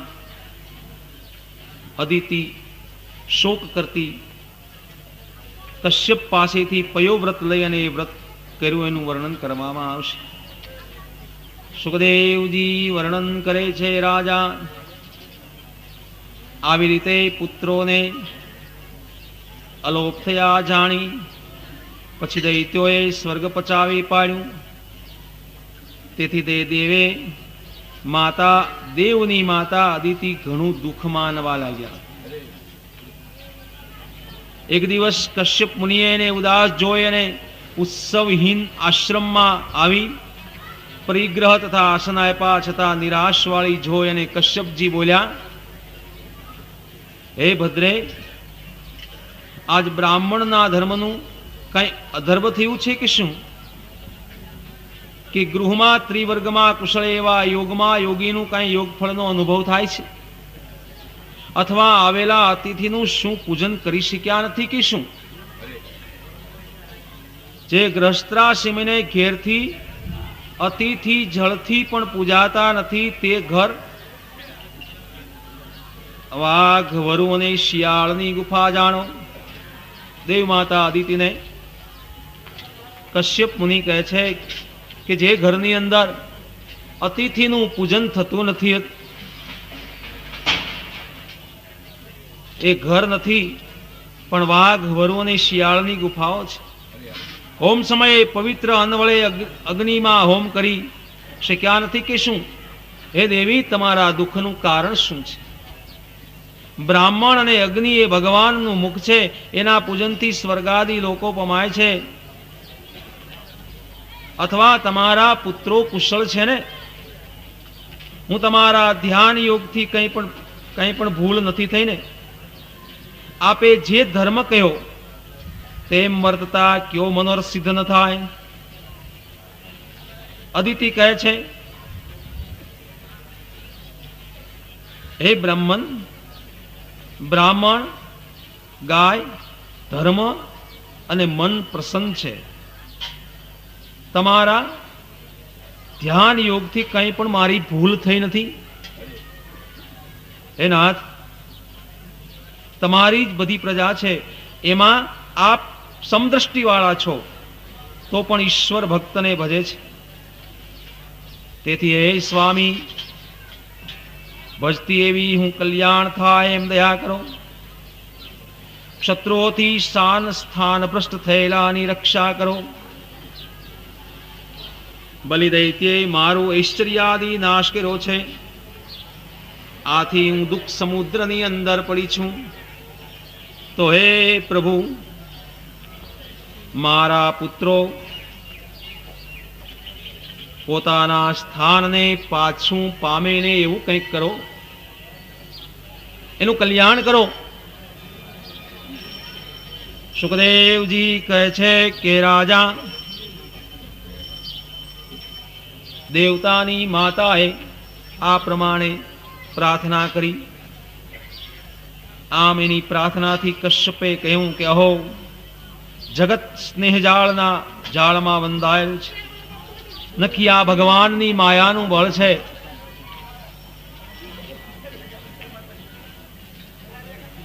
કશ્યપે કહ્યું કે અરે, આ પાંચ ભૌતિક દેહ ક્યાં અને પ્રકૃતિથી પર આત્મા ક્યાં? કોના પુત્રો? આ બધું મોહનું કારણ છે.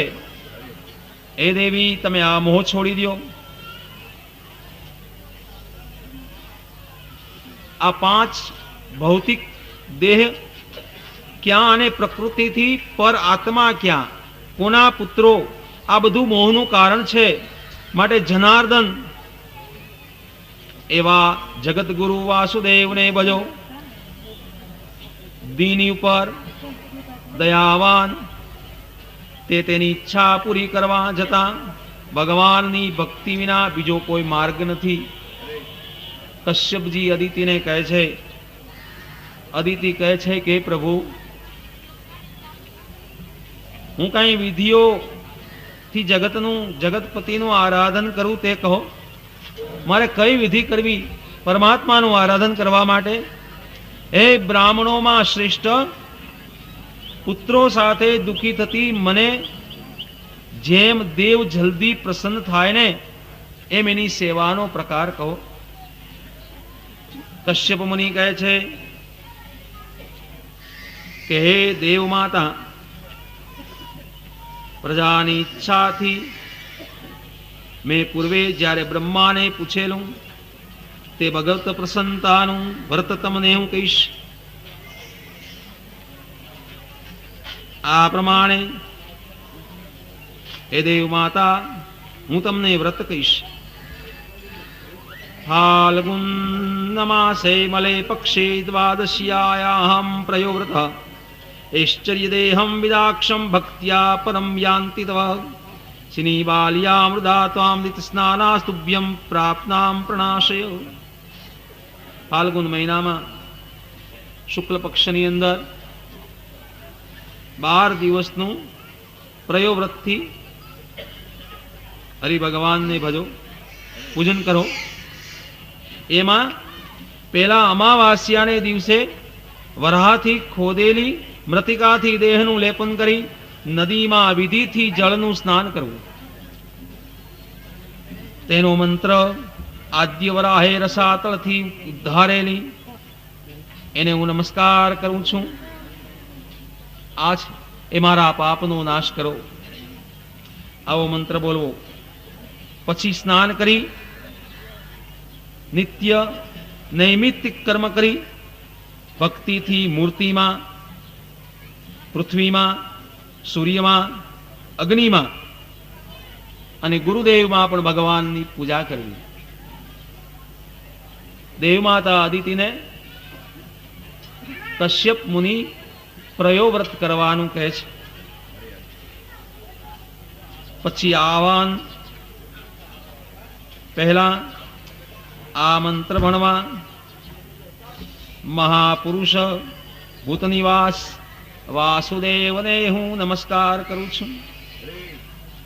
સૂક્ષ્મ પ્રધાન પુરુષ સાંખ્ય યોગ પ્રવર્તકારને હું નમસ્કાર કરું છું. ભગવાનને આ પ્રમાણે મંત્રથી આરાધન કરવું. 2 મસ્તક, 3 પગ, 4 શૃંગ, 7 હાથ યજ્ઞને હું નમસ્કાર કરું છું. ભગવાન શિવ શક્તિધર સર્વ વિદ્યાધિપતિને હું નમસ્કાર વંદન કરું છું. હિરણ્ય ગર્ભ પ્રાણ યોગેશ્વર રૂપીને હું નમું છું. આદિદેવ સાક્ષીભૂત નારાયણને હું નમસ્કાર કરું છું. નરપત શ્યામ શરીર કેશવ એવા ભગવાન જેને પીળા વસ્ત્રો ધારણ કરેલા છે એને હું નમસ્કાર કરું છું. હે ઈશ, ભગવાનને પ્રાર્થના કરવી કે હે ઈશ, તમે જીવોને વરદાતા રુદ્રાદિ દેવો અને શ્રી જેના ચરણ કમળમાં સુગંધ માટે સ્પૃહા કરે છે તે તમે મને પ્રસન્ન થાઓ. આવા મંત્રોથી 12 વિદ્યાથી ઋષિકેશ ભગવાનનો પૂજા કરવો. પછી દૂધથી ભગવાનને સ્નાન કરાવી વસ્ત્ર, ઉપવીત, આભૂષણ, ચંદન, પુષ્પ, ધૂપને દીપાદિથી પૂજન કરવું. પછી ગોળને ઘી સહિત દૂધપાક નૈવેદ્ય મૂળ મંત્રથી હોમ કરવો. અર્પણ કરેલું તે ભક્તોને આપી પોતે પ્રસાદ લેવો. આચમન દઈ અને તાંબુલ નિવેદન કરવું.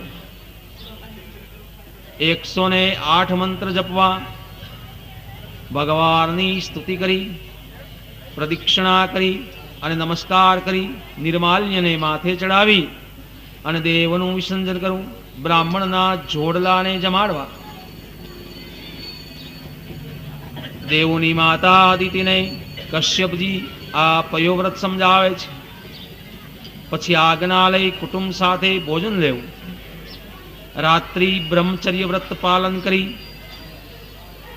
પ્રભાતે શાસ્ત્ર વિધિથી સ્નાન કરી પવિત્ર થઈ અને દૂધથી વિભુને સ્નાન કરાવીને પૂજન કરવું. વિધિ પ્રમાણે હોમ કરી અને બ્રાહ્મણોને ભોજન દેવું. આવી રીતે 12 દિવસ પયોવ્રતથી ભગવાનની આરાધના કરતા હોમ અને બ્રહ્મ ભોજન કરવું. પ્રવાહથી આરંભ કરી અજવાળી 13 સુધી બ્રહ્મચર્ય વ્રત, પૃથ્વી પર શૈયા, ત્રિકાળ સ્નાન, સંધ્યા કરવી, અસત્ય વાણી, ભોગ અને હિંસાનો ત્યાગ કરવો. 13ને દિવસે પંચામૃતથી ભગવાન વિષ્ણુને સ્નાન વગેરેથી વિધિ કરી મહાપૂજા કરી ચરુ નિર્માણ કરી તે વડે પરમ પુરુષ યજન કરી કૃપા માટે નૈવેદ્ય ધરવું. આચાર્યનો એને વૃદ્ધજનોને વસ્ત્ર અને આભૂષણ અને ગૌદાનથી સંતોષવા. અને આ પ્રમાણે બીજા બ્રાહ્મણોને ઉત્તમ અન્નને ભોજન કરાવું. પછી ગુરુઓને ઋતજીજોની દક્ષિણાથી પ્રસન્ન કરવા. બધા જેમાં પછી કુટુંબ સહિત પોતે ભોજન કરવું. હંમેશા નૃત્ય, વાજિંત્ર, ગીત, કીર્તનોથી હરોજ ભગવાનની પૂજા કરવી. દેવ માતા અદિતિને આ પ્રમાણે કશ્યપ કહે છે કે આ પ્રમાણે મને મારા દાદાએ કહ્યું હતું તે તમને કહ્યું. હે મહાભાગ્યશાળી, તમો શુદ્ધ ભાવથી વ્રત કરી અને ભગવાન કેશવને ભજો.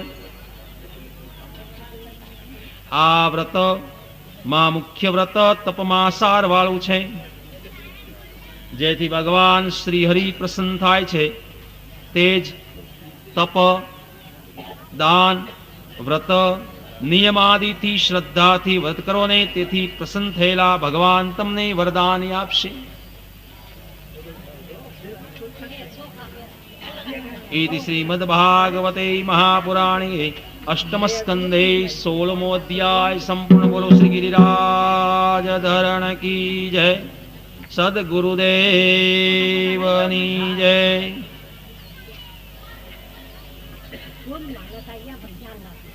ओम नमस्तुभ्यं भगवते वासुदेवाय धीमहि प्रद्युम्नाय निरुद्धाय नमः शंकर्षणाय च. આ 17મા અધ્યાયમાં અદિતિએ કરેલા વ્રતથી ભગવાન શ્રી હરિ પૂર્ણ કામ માટે પુત્ર રૂપે અવતરશે ને તે વર્ણવવામાં આવશે. સુખદેવજી વર્ણન કરે છે, રાજન, આમ કશ્યપનું કહેલું વ્રત અદિતિએ 12 દિવસ પયોહારી રહ્યા. મન સાથે ઇન્દ્રિય રૂપી દુષ્ટ ઘોડાઓનો નિગ્રહ કર્યો. વસુદેવ ભગવાનમાં મન રાખી અને પ્રયોવ્રત કર્યું. હે રાજન, આ વ્રતથી પ્રસન્ન થઈ શંખ ચક્ર ગદા અને પદ્મ પિતાંબર ધારણ કરેલા છે ને એવા ચતુર્ભુજ ભગવાન પ્રગટ થયા. ત્યારે અદિતિએ પ્રસન્નતાથી પૃથ્વીમાં પોતાના શરીરથી દંડોત પ્રણામ કર્યા. અદિતિએ વ્રત કર્યું અને આ વ્રતથી ભગવાન તેના પર પ્રસન્ન થયા અને તેની સામે ભગવાન પ્રગટ થયા. જ્યારે અદિતિએ પ્રસન્નતાથી પૃથ્વીમાં પોતાના શરીરથી દંડવત પ્રણામ કર્યા અને આ પ્રમાણે ત્યારે અદિતિએ પછી ઊભા થઈ અને હાથ જોડી નમસ્કાર કરી કંઈ પણ વચન બોલી શક્યા નહીં. પછી થોડી વારે ગદગદ વાણીથી અદિતિ ભગવાનની સ્તુતિ કરે છે. આ પ્રમાણે યજ્ઞેશ યજ્ઞ પુરુષાચ્યુત તીર્થપાદ તીર્થ શ્રવણ મંગલ નામધેય. અદિતિ ભગવાનની સ્તુતિ કરે છે કે હે યજ્ઞેશ, હે ભગવાન, અમને શાંતિ આપો. તમે દીનના નાથ છો. જગતના જન્મ, સ્થિતિ, સંયમ રાખવા માયાના ગુણને ગ્રહણ કરનારા શ્રી હરિ ભગવાનને હું નમસ્કાર કરું છું. વિશ્વાય વિશ્વભવન સ્થિતિ સંયમાય સ્વરે ગૃહિત પુરુ શક્તિ ગુણાય બ્રહ્મને સ્વસ્થાય સ્વસુદુંબાય હરિયે નમસ્તે. આ પ્રમાણે હે અનંત, સંતોષથી તમારા વડે મનુષ્યોનું અને બ્રહ્માદિનું આયુષ્ય શરીર આદિ થાય છે, તો એમાં ક્ષત્રુઓ જીતવા તેમાં શું? અદિતિએ ભગવાન વિષ્ણુ દેવતાની પૂજા કરી, સ્તુતિ કરી. આ સ્તુતિ પ્રામતા એવા સર્વના અંતર્યામી ભગવાન બોલ્યા. ભગવાન કહે છે કે હે દેવ માતા, તમારી ઈચ્છા છે મેં જાણી. એ દેવની માતા, તમે જે ઈચ્છા રાખો છો ને મેં જાણી લીધું. યુદ્ધમાં દૈત્યોને જીતીને વિજય સંપત્તિથી પુત્રને સહાય કરવા માટે તમે ઈચ્છા રાખો છો, અને દ્વેષ કરનારાની સ્ત્રીઓને દુઃખથી રોતી જોવાની ઈચ્છા છે. તથા સ્વર્ગનું રાજ્ય આપી આનંદ પામતા સમૃદ્ધિવાળા થતા પોતાના પુત્રોને જોવાની ઈચ્છા રાખો છો. હે દેવી, શત્રુઓ સમર્થ બ્રાહ્મણોથી રક્ષાયેલા છે, અત્યારે જીતી શકાય તેમ નથી. તેમાં બળ બતાવવું ને તે સુખકર નથી, એમ મારો મત છે. ભગવાને દેવ માતાને કહ્યું, તો પણ મારા ચિંતવેલા ઉપાયથી અને તમારા વ્રતથી પ્રભાવથી મારું પૂજન નિષ્ફળ થવા યોગ્ય નથી. હે માતા, જે તમે પુત્રની રક્ષા કરવા આ પયોવ્રતથી પૂજા કરી છે, અને હું કશ્યપના તપમાં રહી મારા અંશથી પુત્ર રૂપે તમારા પુત્રોનું પાલન કરીશ. હે કલ્યાણી, પતિમાં મારો ભાવ કરી અને મને ભજો. દેવ માતા અતિથિને ભગવાન આ પ્રમાણે કહે છે, આ ગુપ્ત કોઈને કહેશો નહીં, આ સર્વ સિદ્ધિ થશે. સુખદેવજી કહે છે કે રાજા, આમ કહીને ભગવાન અંતર ધ્યાન ગયા. અદિતિ પોતાના મનમાં દુર્લભ એવા ભગવાનનો ભક્ત માણી આ પ્રમાણે ભગવાનનો જન્મ માની ભક્તિથી પતિનું સેવન કરવાને લાગી. કશ્યપ સમાધિ યોગથી આત્મામાં ભગવાનનો અંશ પ્રગટ જાણી અદિતિમાં તેજ ધારણ કરાયું. પછી બ્રહ્મા અદિતિના ગર્ભમાં આવેલા ભગવાનની સ્તુતિ કરવાને લાગ્યા. બ્રહ્મોવાચ જયોરુગાય ભગવન્નરોત્તમ નમોસ્તુ તે નમો બ્રહ્મણ્ય દેવાય ત્રિગુણાય નમો નમઃ. નમસ્તે પ્રશ્નિગર્ભાય વેદગર્ભાય વેદસે ત્રિનાભાય ત્રિપુષ્ટાય શિપિવિષ્ટાય વિષ્ણવે. બ્રહ્માજી અદિતિના ગર્ભમાં રહેલા ભગવાન શ્રીહરિની સ્તુતિ કરે છે. બ્રહ્માજી કહે છે કે હે ભગવાન, તમારો જયકાર થાઓ. હે બ્રહ્મણ દેવતા, ત્રિગુણાત્મકને હું નમસ્કાર કરું છું. કૃષ્ણી ગર્ભ ત્રિનાભ વિષ્ણુને હું નમસ્કાર કરું છું. તમાદિરંતો ભુવનસ્ય મધ્યયનંત શક્તિ પુરુષયમાહુ કાલો ભવાનાક્ષિપતિક્ષ વિશ્વસ્તોત્રો યથાત. જગતના આદિ મધ્ય અને અંત તમે જ છો. આપ કાળ રૂપે જગતને ખેંચો છો. તમે દેવના પરમ આશ્રય, છતાં તમારે જન્માદિ નથી.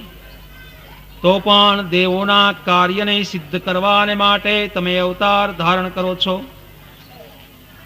તો સ્વર્ગથી ભ્રષ્ટા દેવોને પાછા સ્વર્ગમાં સ્થાપન કરો. ઇતિ શ્રીમદ્ભાગવતે મહાપુરાણે અષ્ટમ સ્કંધે 17મો અધ્યાય સંપૂર્ણ. બોલો શ્રી ગિરિરાજ ધરણ કી જય.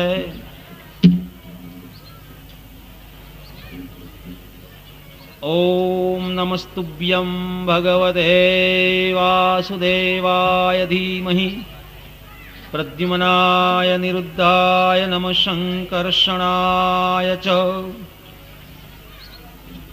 સુખદેવજી વર્ણન કરે છે રાજા બ્રહ્માજીની 18મા અધ્યાયની અંદર વામન રૂપે ભગવાન જન્મ લઈ બલિના યજ્ઞમાં જઈને વરદાન માગશે તેનું વર્ણન કરવામાં આવશે. સુખદેવજી કહે છે કે રાજા, આમ ભગવાને બ્રહ્માની સ્તુતિ સાંભળી અને આ પ્રમાણે બ્રહ્માની સ્તુતિ સાંભળી અને ચતુર્ભુજ ગદા શંખ ચક્ર સંગવાસા નિલિયાતે ક્ષણ શ્યામશ્ચ દાતો ઋષિરાજ કુંડલશ્ચ પુમાન. હે રાજન, ભગવાને બ્રહ્માની સ્તુતિ સાંભળી, 4 ભુજા, શંખ ચક્ર, ગદા પદ્મ, પીળા વસ્ત્ર, કમલ નેત્રવાળા, શ્યામ મકરાકાર કુંડલોથી પ્રકાશમાન મુખ કમલ, શ્રી વત્સચિહ્ન, વનમાળા યુક્ત, પોતાના તેજથી કશ્યપના ઘરના અંધકારને નાશ કરતા એવા પરમાત્મા શ્રી હરિ વામન રૂપે પ્રગટ થયા. બોલો શ્રી વામન ભગવાનની જય. गिरिराज धरण की जय. सद्गुरु देवनी जय. लाभेश्वर नाथनी जय. ओम नमो भगवते वासुदेवाय नमो नमः. ब्रह्मानंदं परम सुखदं कैवल्यं ज्ञानमूर्ते विश्वातीतं गगन सदृशं तत्त्वमस्यादिलक्ष्यम् एकं नित्यं विमलमचलं सर्वधि साक्षिभूतं भावातीतं त्रिगुणरहितं सद्गुरुं तं नमामि. वंदे शंभुयुमापतिं सुरगुरु वंदे जगत्कारणं वंदे पन्नगभूषणं मृगधरं वंदे पशूनां पति वंदे सूर्यशशाङ्कवर्णनयनं वंदे मुकुन्दप्रियं वंदे भक्तजनाश्रयं च वरदं वंदे शिवं शंकरं.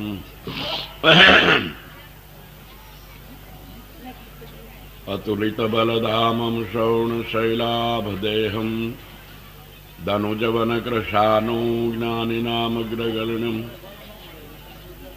सकलगुणनिधानं वानराणां दिशं रघुपतिवरदूतं वातजातुं नमामि.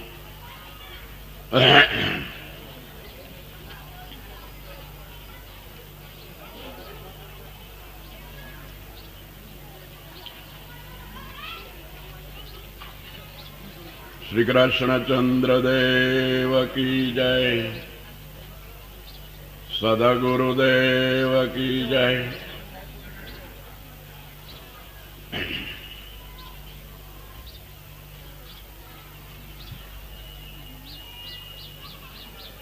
ભગવાન વામનજીએ અવતારને ધારણ કર્યો એમ કહ્યું.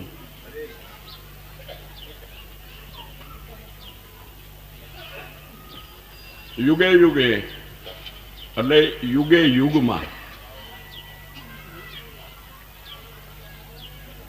ભગવાન આ પૃથ્વી ઉપર અવતાર ધારણ કરીને આવે છે. શાને માટે? કે અધર્મનો નાશ કરવા અને ધર્મને સારી રીતે સ્થાપન કરવાને માટે તેમના અવતારો હોય છે. 24 અવતારનું વર્ણન ભાગવતમાં આવે છે. તેમાં અમુક અવતારો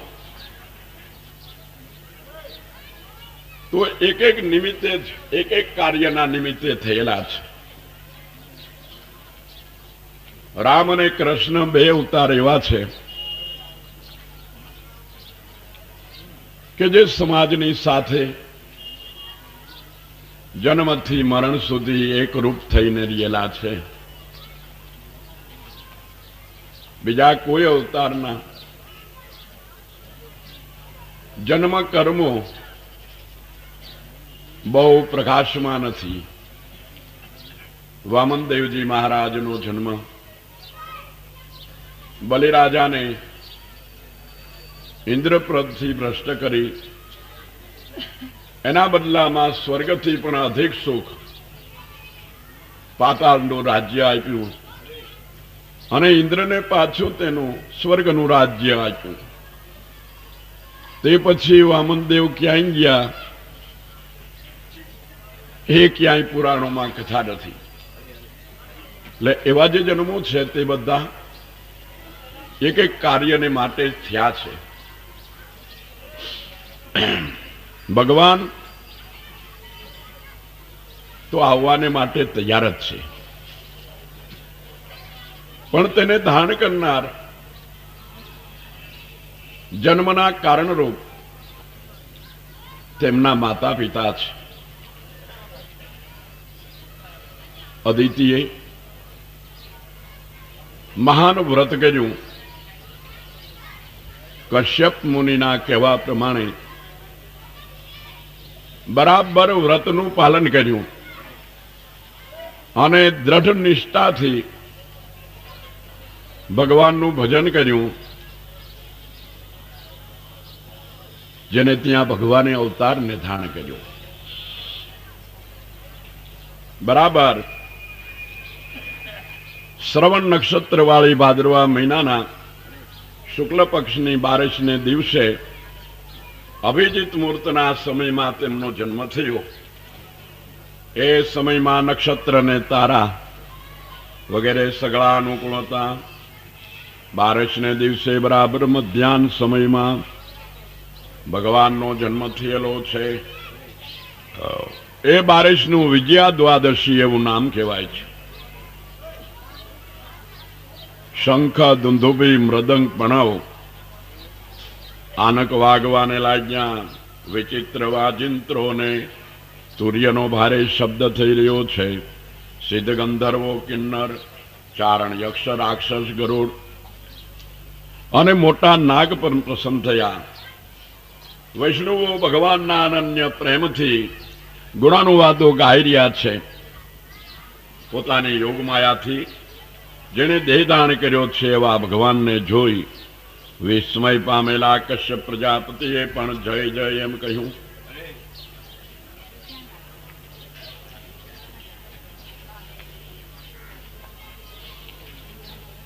અદિતિના ગર્ભમાં પુરાણ ભગવાન પધાર્યા જાણી સર્વ દેવતાઓને પણ આનંદ થયો. જ્યારે જ્યારે ભગવાનનો અવતાર થાય છે ત્યારે તેમને સાથમાં રહેવાને માટે સર્વે દેવતાઓ પણ ત્યાં અવતારને ધારણ કરી તેના સાથમાં રહીએ છે.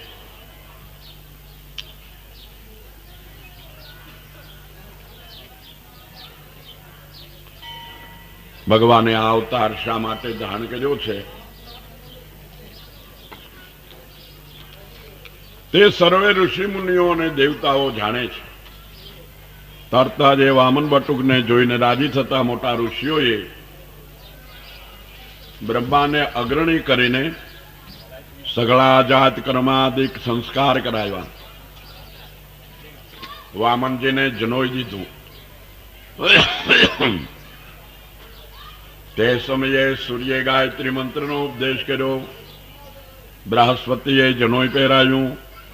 કશ્યપે મેખલા દીધી. પૃથ્વીએ કાલિયાર મૃગનું ચર્મ આપ્યું. વનનાપતિ ચંદ્રમાએ ખાખરાનો દંડ આપ્યો. અદિતિએ કોપીને આપ્યું. સ્વર્ગે છત્ર આપ્યું.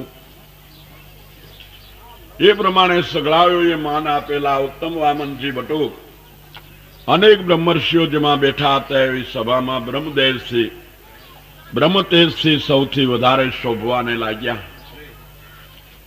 ભગવાન તો કોરો કડાક છે. આ બધાએ તેમને સાથ આપીને શણગાર્યા. કારણ કે તમે વિચારી જુઓ મેરે ભાઈ, આ દેહ વિના પ્રભુ ક્યાંથી આવ્યો? આવું સારું જગત રચાવી પાછું ક્યાં જઈ સંતાયો? તમે વિચારી જુઓ કે આ દેહ વિના પ્રભુ ક્યાંથી આવ્યો? દેહરૂપી સાજ ભગવાન તો આવાગમન વગરનું છે. એને ક્યાંયથી અહીંયા આવવું અને અહીંથી ક્યાંય જવા પણ છે નહીં. જેમ આકાશમાં આખું જગત આવે ને જાય છે, પણ આકાશને કોઈનામાં આવવા જવા પણ નથી. તેમ જેનું વ્યાપક સ્વરૂપ છે, હૃદય રજમાં કણે કણમાં અનંત બ્રહ્માંડમાં જે વાસી વસી રહ્યો છે, પણ જે તે વ્યાપક તત્વ છે એ જ્યારે પાંચ તત્વનો ખલકો પહેરીને આ જગતમાં આવે છે ત્યારે અનેક જીવોનો ઉદ્ધાર કરે છે.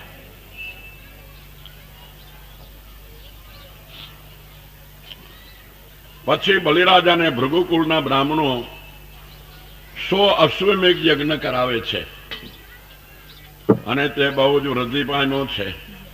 એ વાત સાંભળી સર્વ બલથી પરિપૂર્ણ અને પોતાના ભારથી પગલે પગલે ધરતીને નમાવતા વામનજી તે યજ્ઞમાં ગયા. જ્યાં બલિરાજાનો યજ્ઞ ચાલે છે ત્યાં તેના મહેમાન થવાને માટે વામન ભગવાન ચાલતા થયા. આ નર્મદા નદીના કાંઠા પર ભૃગુકોચ એટલે ભરૂચ નામના ક્ષેત્રમાં બલિરાજાને યજ્ઞ કરાવતા ભૃગુકુળના ઋત્વિજ બ્રાહ્મણોએ જાણે સમીપમાં સૂર્ય ઉગ્યો હોય એવા વામનજીને આવતા દેખ્યા. ઋત્વિજ બ્રાહ્મણો યજમાનને સભાસદો કે જેઓના તેજ વામનજીના તેજથી ઝાંખા પડી ગયા, તેઓ તર્ક કરવા લાગ્યા કે આ તે યજ્ઞ જોવાની ઈચ્છાથી સૂર્યનારાયણ પોતે આવે છે કે શું? આ તે સાક્ષાત યજ્ઞ છે કે સનત કુમારો આવે છે? એ રીતે શિષ્ય સહિત ભૃગુકુળના બ્રાહ્મણો અનેક પ્રકારના તર્ક કરતા દંડ છત્રને જલ ભરેલા કમંડલોને ધારણ કરનારા વામનજી ભગવાન યજ્ઞના મંડપમાં પધાર્યા. મૂંજની મેખલાથી વીંટાયેલા જટાધારી અને જેને મૃગ ચર્મરૂપી ઉત્તરીય જનોઈને ધારણ કરેલું છે એવા એ માયાવી બટુક બ્રાહ્મણ બનેલા વામનજી ભગવાન પધાર્યા. તેમને જોઈ તેજથી અંજાઈ ગયેલા શિષ્ય ભૃગુકુળના બ્રાહ્મણો અને યજ્ઞ અગ્નિઓએ સામે ઉભા થઈ તેમને માન આપ્યું. મનને ગમે એવા રૂપાળા અને રૂપને મળતા જ જેના અવયવો છે એવા વામનજીને જોઈને રાજી થયેલા યજમાન બલિરાજાએ તેમને યોગ્ય આસન આપ્યું. ભલે પધાર્યા એમ વચનથી સત્કાર કરી એ વામનજી બટુકજે સંગ્રહિતને પ્યારા લાગે એવા હતા તેમના ચરણ ધોઈને બલિરાજાએ પૂજા કરી. બલિરાજા કહે છે, એ મહારાજા, આપ ભલે પધાર્યા, હું આપને નમસ્કાર કરું છું. આપ જે આજ્ઞા કરો તે કરવાને તૈયાર છું. બ્રહ્મર્ષિઓનું સાક્ષાત તપદ જાણે દેહ ધરીને મારે ત્યાં આવ્યું હોય એવા હે પ્રભુ આપને હું માનું છું. આપ અમારે ઘરે પધાર્યા તેથી જ આજ અમારા પિતૃ તૃપ્ત થયા, અમારું કુલ પવિત્ર થયું અને આ યજ્ઞ પણ સાગો પાંચ પૂરો થયો એમ હું માનું છું. હે બ્રાહ્મણના પુત્ર, આજ મારા અગ્નિમાં યથાવિધિ હોમ થયો અને હું કે જેના પાપ આપના ચરણ ધોયાના જળથી નાશ પામ્યા તેની આ પૃથ્વી ઉપર આપના નાના નાના પગલાંથી પવિત્ર થઈ હે બટુક બ્રહ્મચારી, જે તમારી ઈચ્છા હોય તે મારી પાસેથી માગી લ્યો. મને લાગે છે કે તમે કંઈક માગવા આવ્યા છો એમ હું ધારું છું. હે મહાપુરુષ, ગાય, સોનું, ગુણવાળું સુંદર ઘન, અન્નપાન, બ્રાહ્મણની કન્યા, સમૃદ્ધિવાળા ગામ, ઘોડા, હાથી અથવા રથ, એમાંનું જે કાંઈ જોતું હોય તે મારી પાસેથી માગી લો. इति श्रीमन महापुराण भागवतना अष्टम स्कंदनो 18मो अध्याय संपूर्ण. बोलो श्री गिरिराज धरन की जय.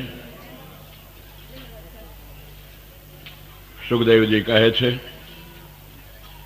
એ પ્રમાણે ધર્મ સહિત અને મધુરતા ભરેલું બલિરાજાનું વચન સાંભળી રાજી થયેલા ભગવાન તેનો સત્કાર કરીને નીચે પ્રમાણે બોલ્યા.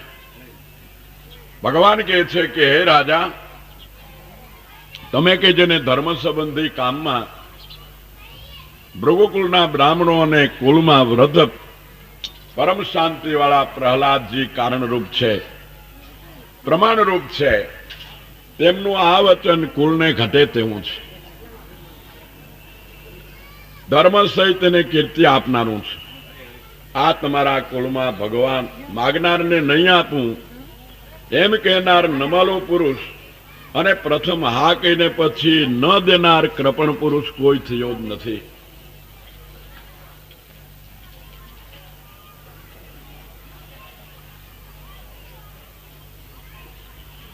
ભગવાન બલિરાજાને વચનમાં મજબૂત બનાવે છે કે તમારા કુળની અંદર માગનારને નહીં આપવું એ કહેનારો કોઈ નીકળ્યો જ નથી. એટલે તમારા આવા વચનો હોય એમાં કોઈ નવાઈની વાત નથી. આ કુળમાં જન્મેલો હિરણાક્ષ ગદા લઈને દિગ્વિજય કરવા સારું એકલો જ આ પૃથ્વીમાં ફરતા તેને કોઈ પણ સામો લડનાર મળ્યો ન હતો. પાતાળમાંથી પૃથ્વીને બહાર લાવતી વખતે વિષ્ણુને તે સામો મળતા, જોકે વિષ્ણુએ તેને માંડ માંડ જીતી લીધો હતો, તો પણ તેના પરાક્રમનું સ્મરણ આવવાથી પોતાની જીત થયેલી વિષ્ણુ પણ માનતા નથી. હે દૈત્ય રાજા, ઉદ્વેગમાં મેલા વિષ્ણુએ પ્રમાણે નિશ્ચય કરી તેના પ્રાણવાયુના છિદ્ર દ્વારા પોતાનો સૂક્ષ્મ દૈત્યના શ્વાસમાં અંતરિત કરીને તે દૈત્ય કે જે દોડ્યો આવતો તો તેના શરીરની અંદર પેશી ગયા હતા. વિષ્ણુના સ્થાનકને વિષ્ણુ વગરનું જોઈ એને કશુપીએ ગર્જના કરી હતી અને પૃથ્વી, સ્વર્ગ, દિશા, આકાશ તથા સમુદ્રમાં શોધી વળ્યો તો પણ તેને ક્યાંય વિષ્ણુ જોવામાં આવ્યા નહીં. વળી તમારા પિતા વિરોચન કે જે બ્રાહ્મણો પર પ્રીતિ રાખનાર હતા, તેમની પાસે દેવતાઓ બ્રાહ્મણોનો વેશ ધરી આયુષ્ય માગવા ગયા હતા. ત્યારે વિરોચને પોતે જાણતા છતાં પણ દેવતાઓને પોતાનું આયુષ્ય આપી દીધું હતું. તમે પણ બ્રાહ્મણો તમારા મહાવીર પૂર્વજો અને બીજા પણ મોટી પ્રખ્યાતિ વાળા ગ્રસ્તોએ પાળેલા ધર્મને પાળો છો.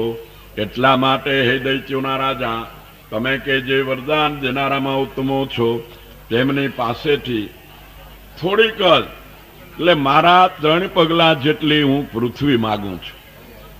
અમારે વધારે નિશ્ચિત બ્રહ્મચારી ત્યાગીને આ જગતની માલિકો અમારે વધારે શું જોઈએ? તમે જો કાંઈ મોટા ઉદાર અને સગળા જગતના સ્વામી છો તો પણ તમારી પાસે એટલી પૃથ્વી સિવાય બીજું કશું ઈચ્છતો નથી. જે વિદ્વાન બ્રાહ્મણ પોતાને આવશ્યક હોય તેટલો પ્રતિગ્રહ કરે તેને દોષ લાગતો નથી. હે બલિરાજા હસીને કહે છે કે હે બ્રાહ્મણના પુત્ર, તારી વાતો તો પીઢના જેવી છે હો, અને પીઢ માણસો પણ સ્વીકારે એવી છે. પરંતુ બાલક અને મોટું બુદ્ધિ વાળો છે, તેથી તું સ્વાર્થમાં બરાબર સમજતો નથી. હું કે જે જગતનો ઈશ્વર અને આખો દ્વીપ આપી દઉં એવો છું, તેને વાતોથી રાજી કરી તું માત્ર 3 પગલા જ પૃથ્વી માગે છે, તેથી મૂર્ખ દેખાય છે. જે પુરુષ મારી પાસે માગે તેને ફરીવાર માગવું જ ન પડે. એટલા માટે બટુક તને ભાસે તેટલી પૃથ્વી મારી પાસેથી લે કે જેથી તારી આજીવિકા સારી રીતે ચાલે. ભગવાન કહે છે, હે નૃપ, જગતમાં જેટલા પ્યારા વિષયો છે કદાચ એક જ માણસને બધા મળી જાય તો પણ જેની તૃષ્ણા વિશાળ છે તેને સંતોષ થાય એમ નથી. જે માણસને 3 પગલાથી સંતોષ ન થાય તેને 9 ખંડ વાળો દ્વીપ મળે તો પણ પૂરું થાય નહીં. કેમ કે પાછી 7 દ્વીપ લેવાની ઈચ્છા થાય છે.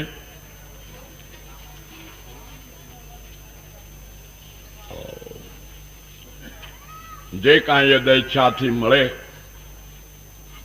તેટલાથી સંતોષ રાખનારને સુખ પ્રાપ્ત થાય છે અને સંતોષ વગરના અજિતેન્દ્રિય માણસને તો 3 લોક મળે ને તો પણ સુખ પ્રાપ્ત થતું નથી. એટલા માટે તમે કે જે વર દેનારાઓમાં ઉત્તમ છો તેમની પાસેથી અમે તો 3 જ પગલા પૃથ્વી માગીએ છીએ. મારું પ્રયોજન એટલાથી સિદ્ધ થાય છે તો મારે વધારે લઈને શું કરવું છે?